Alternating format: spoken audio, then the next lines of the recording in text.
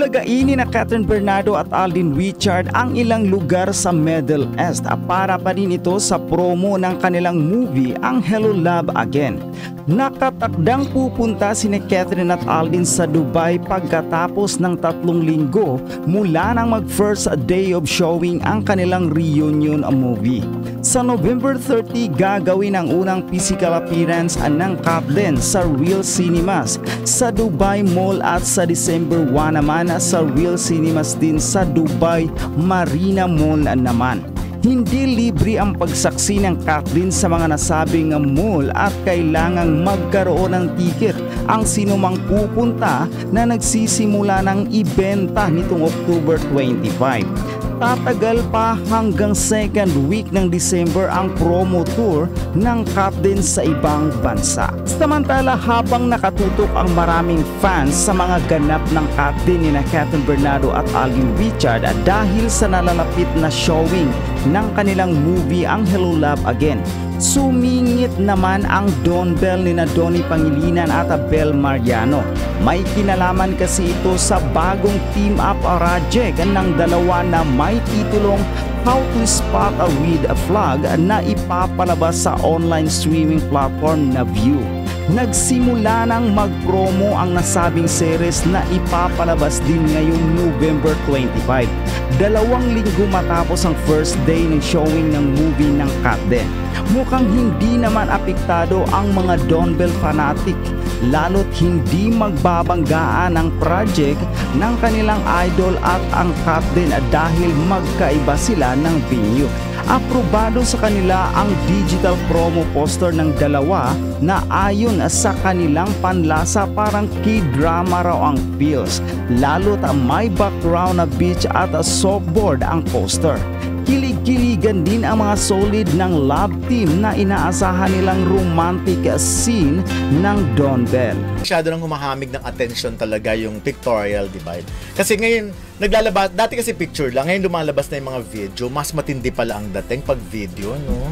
Yung may movement talaga, yung talagang parang any moment gusto nang halikan ni Alden si Catherine. Ako, kasi paulit-ulit lang tayo na pinag-usap. Basta ako, happy ako sa kanilang dalawa. Happy ako sa nangyayari lalo kay Catherine, dahil si Catherine meron siya pinagdaan ng heartbroken. Di ba na heartbroken siya at hindi naging maganda yung ilang taon nilang dalawa ni Daniel, di ba? Magitin na natin, alam naman yung lahat. Hindi naging maganda at ngayon nabibigyan ng kulay, nabibigyan ng buhay ulit ang mundo ng isang Catherine. Kasi alam niyo naman, hindi lang yan pelikula hindi lang dahil meron kang comfort in life, kasama mo yung mga pamilya mo. Siyempre, bilang isang tao, bilang isang mangingibig, siyempre maganda rin naman ang meron kang, 'di ba, inspirasyon, meron nagpapasaya sa iyo. Iba ang naibibigay noon. So ngayon, iba ang naibibigay ng isang Alden Richards kay Catherine. Binubuhay niya ang mundo, pinapasaya niya ang mundo. Siguro kung hindi sikat si Alden yan, baka hindi ganito yung impact. Baka medya-medya lang. Pero dahil nga si Alden, meron talaga siyang nararamdaman na parang talagang ready at willing na siyang sumabak sa isang relasyon for the first time na for the first time na na-announce at for the first time na parang naulit ang mga totohanan ng mga love team sa panahon. Kasi yung kay gano'n naman talaga. Yung kay Daniel sa kay Catherine, iba yun parang ano lang yun parang hindi naman ganun ka-intense, pero ngayon kasi intense. Ewan ko ba kung bakit. Ano ba nangyari? Hindi ibig sabihin ngayon kasi yung Katniel kasi nagsimula, ang tagal kasi nung bago sila nagkaroon, di ba? Hindi, parang sa simula pa lang naging sila na. Oo, naging sila, pero hindi talaga yung ganito pinag-usapan na talagang tinutukan, binuo talaga yung ilusyon, yung pangarap na magkatuluyan sila at parang naayos naman ang pagkakataon na naging maganda yung kanilang bonding, yung kanilang samahan, yung kanilang kung ano man meron sila ngayon. Kaya hindi lang naman si Catherine ang sumasaya, kundi si Alden din naman ay pinapasaya naman ni Catherine. Ako naman, what I want lang sana na mangyari is for Daniel Padilla na magkaroon na rin sana. Para at least, kasi mas iba yung dating pag naunang nagkaroon yung lalaki. Ako, sa panahon ngayon, kukontrahin kita sa panahon ngayon, parang hindi maganda na magkaroon si Daniel. Bakit? Kasi, baka sabihin naman ng mga, kasi nainggit kay Catherine tsaka kay Hindi, Alden. para at least malaya na yung cut din na Hindi, parang feeling ko lang, tama na yung ginagawa na Daniel na wag mo na siya maglabas ng jowa niya, hayaan niya na muna, nakasentro yung ganyan. Sige, kayo lang muna. Siguro pag dumating ang point na naging official na yung dalawa, siguro by that time, pwede na siguro si Daniel para masabing wala na talaga. Hindi, ako gusto ko talaga magkaroon na siya para matapos na yung usap-usapan. Sa palagi matatapos? Parang hindi. Hindi, syempre ang haba nung journey nung Katniel, diba? Pero paulit-ulit lang yan. Maiko-compare pa rin yan sa Kat din.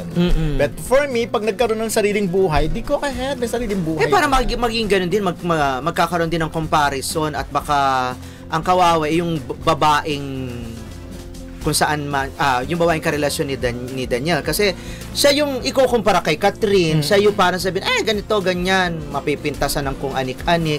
At si ano din naman, si Daniel, may compare din naman siya kay Alden, which is ganun pa rin. Pero kung ikaw si Daniel, anong mararamdaman mo kung by November 13 talaga, total ngayon pa lang naman gumagawa na ng record yung Hello Love Again. Kung by November 13 talagang sumira ng panibagong record, yung record na nila noon lalong sirain pa, anong mafe-feel mo? Magiging happy ako kay Catherine. Totoo ba? Oo, magiging happy ako. Hindi ka magiging bitter ever. Hindi, na kasi it should be me. Sabing ganun. Kasi kung lang naman, kung ako yung nagkamali, at yung ako yung dahilan, sabihin ko, deserve mo yan. Pero manghihinayang ako. Ano ba sabi sa'yo ni Carla Estrada na palagi mong binabati? Kasi ganito yung sinabi ni... Kala mo totoo. Di pa kami nagkakausap ni Carla, tagal-tagal na busy. Kasi nagtatanong talaga yung mga fans, mga netizens, mga followers natin dito sa Aaminin.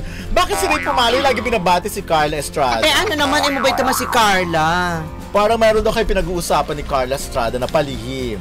Ano kayo Umikot yung mata yun. Nag-isip, ano kaya? Di pa nga kami nagkakausap ni Carla. Pero ako talaga siguro, at the same time matutuwa ako, pero at the same time manghihinayang ako.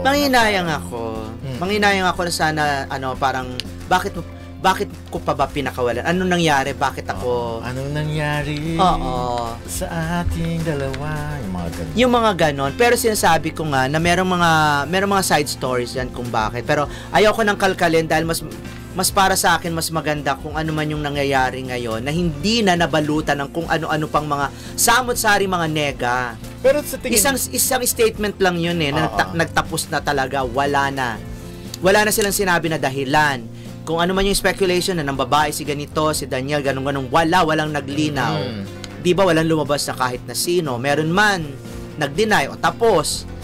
Pero yung isang nalink kay Daniel doon, nakausap ko At talagang sinasabi niya wala daw ganun. Hindi daw talaga totoo. Oo nga.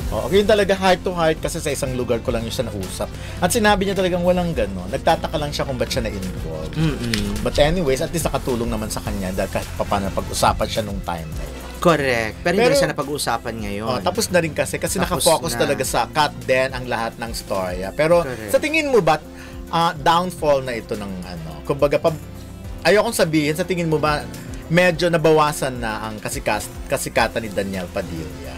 Tinanong mo na yan sa akin, di ba? Ngayon kasi mas pinagtatanggol mo si Daniel, so ulitin ko na lang yung tanong. Hindi ko siya Alam mo,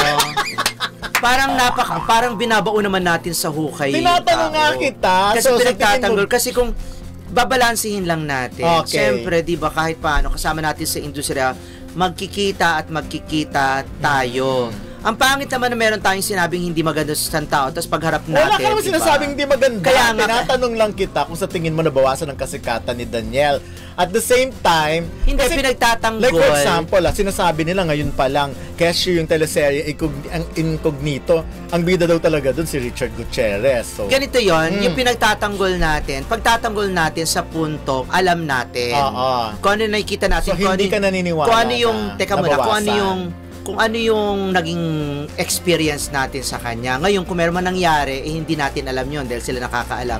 Ngayon, yung tungkol sa Incognito na yan, na nabawasan yung kay Daniel, totoo naman. Na nabawasan talaga. Kasi diba, ibang premium yung... Nabawasan, pero syempre, alam na, yung ngayon, nabawasan. Dahil nga, ang pinag-uusapan talaga, si Catherine at ang Kat din. Kahit sino, walang makakapantay. Walang makakalusot na kahit, okay, sige, nanganak si ganito. Napag-usapan, tsuk, In tapos passing na. lang. In passing lang. Hindi, tinatanong ko lang naman sa'yo yan, Ray. Kasi nga, ako, pwede kong sabihin na yung Catherine mas nadagdagan ang popularity. Kasi nga dahil meron silang pelikula at saka ang dami kasi nilang mga ganap. Nag-tandem yung Kat din lalo. Ang dami-daming nakikita natin, ang dami lang ganap, meron silang mga kung ano-anong mga activities na nagpapakita ng pagiging sweetness always nila. Always trending, always lahat ng ginagawa lagi na pag-uusapan. Si Daniel lumalampas sa mga ibang araw na hindi natin napag-uusapan, nawawala sa social media. Kasi kaya ngayon sinasabi ko sa'yo, sa tingin mo ba nabawasan? Sinasabi ko naman 'di ba sa paulit-ulit nabawasan talaga. So, nabawasan siya. Carla. Hindi nabawasan siya to the point na wala pa siyang eto nga yung project na pinag-uusapan na ba yung project. Wala talagang pwedeng pag-usapan ngayon kundi ang Kat din lang. Kim pa pwede.